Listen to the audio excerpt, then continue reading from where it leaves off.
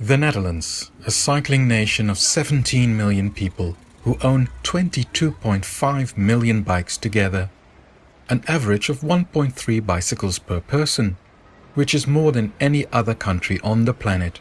A Dutch person makes about 250 to 300 bicycle rides per year, and together they ride almost 15 billion kilometers. Even though many more kilometers are driven by car, in the morning rush hour, bicycles outnumber cars in the streets of the Netherlands. 84% of the Dutch own one or more bicycles, and 27% of the under 50-year-olds use their bicycle every day. The same goes for 17% of the over 65-year-olds. The average number of cycling has been stable for about 30 years. About 27% of all trips in the country are made by bicycle. But that average is a total of figures that did change. Cycling has increased a lot in the cities, with 12% since 2005, and decreased in the countryside. Not only because more people live in cities now, but also because the Dutch cycle more often and they cycle longer distances. The average Dutch person now cycles 1,000 kilometers per year. No other nation in the world cycles this much. But Dutch school children cycle even twice as much, because 3/4 of the 12 to 16-year-olds cycle to school on a daily basis. Another group that cycles much more are the over 65-year-olds, partly because their number increased, and partly because they discovered the e-bike, but mostly because they simply cycle longer distances, especially for recreation. The acceptable distance to cycle was long thought to be about 7.5 kilometers, with 90% of all trips being shorter. But with the e-bike, that distance has increased to 15 kilometers. The average cycle speed in the Netherlands is relatively low, about 12.4 kilometers per hour. The e-bike is only a fraction faster, with 13 kilometers per hour.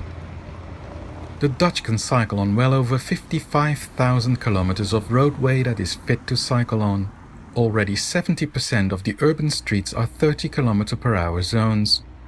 On top of that, there is a network of over 33,000 kilometers of dedicated cycling infrastructure, ranging from completely solitary cycle routes, not attached to any motor traffic network, to cycleways next to busy roads, one way on either side, or bi-directional. Education seems to be a way to achieve more cycling. Of the higher educated people in Amsterdam, only 28% choose the car. People who are less well educated take the car for more than 50% of their journeys. Where higher educated people see the bicycle as a status symbol with which they can show how close they live to their work, for instance, the lower classes look down on the bicycle, even in the Netherlands. Still, more trips are made by bicycle than by car in Amsterdam. 72,000 cycle trips in morning rush hour alone, almost twice as many as the number of cars on the street at the same time. Utrecht is equally busy. That city of 345,000 people welcomes 125,000 people on bicycles every day. The busiest street is used by 33,000 people every day. It makes this cycleway the busiest in the country. To give all these people a parking space, Utrecht is creating 33,000 bicycle parking spaces around its central station, of which 12,500 in one facility, the largest in the world. Of all the visitors to the Utrecht city centre, 59% arrives by bicycle. Even with all that cycling, the Dutch government feels there is more than enough room for growth. For instance, because more than half of the car trips in the Netherlands are below 7.5 kilometers. For a scheme to further promote cycling, the national government joined forces with local authorities and other parties, such as knowledge organizations and entrepreneurs.